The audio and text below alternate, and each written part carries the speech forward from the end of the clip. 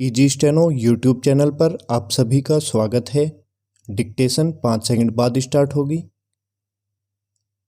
Ready start. Uttarakhand में बद्रीनाथ के निकट भारत चीन सीमा पर स्थित अंतिम गांव माणा में एक जनसभा को संबोधित करते हुए प्रधानमंत्री नरेंद्र मोदी ने यह जो कहा कि स्वतंत्रता के बाद पराधीनता की मानसिकता ने हमारे आस्था के केंद्रों को जर्जर स्थिति में ला दिया, उसमें एक बड़ी हद तक सच्चाई है। निसंदेह स्वतंत्रता के उपरांत सोमनाथ मंदिर का जीर्णोद्धार किया गया, लेकिन आस्था के अन्य केंद्र उपेक्षित ही रहे। आखिर क्या कारण रहा होगा इसका?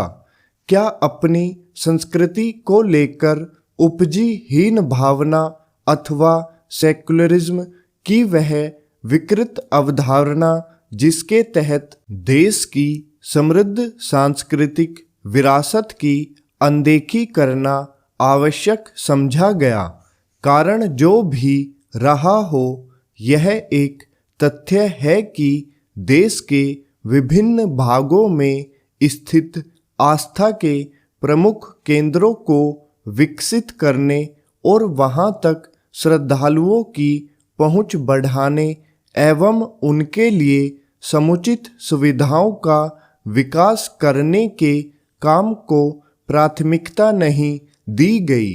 इससे भी खराब बात यह हुई कि प्रमुख मंदिरों पर सरकारों के नियंत्रण की वह व्यवस्था जारी रही जो अंग्रेज शासकों ने शुरू की थी।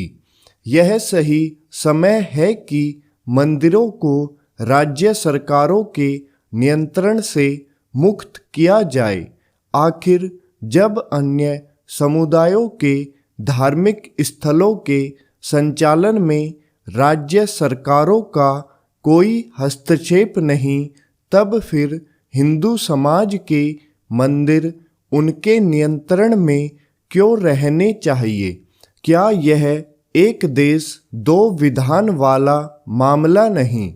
यह अच्छी बात है कि मोदी सरकार के साथ भाजपा शासित राज्य सरकारें आस्था के केंद्रों को सजाने संवारने और उन्हें सुविधा युक्त बनाने का काम एक अभियान के रूप में कर रही है।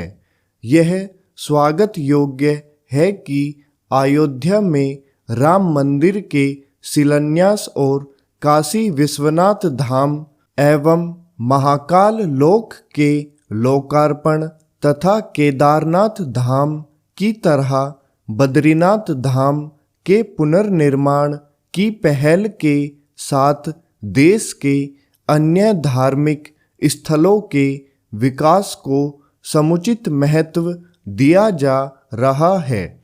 इस अभियान को गति एवं विस्तार देने के साथ ही यह सुनिश्चित किया जाना चाहिए कि आस्था के स्थल ज्ञान का केंद्र बने और वे समाज सुधार को बल देने के साथ भारतीय संस्कृति को समृद्ध करने का कार्य करे।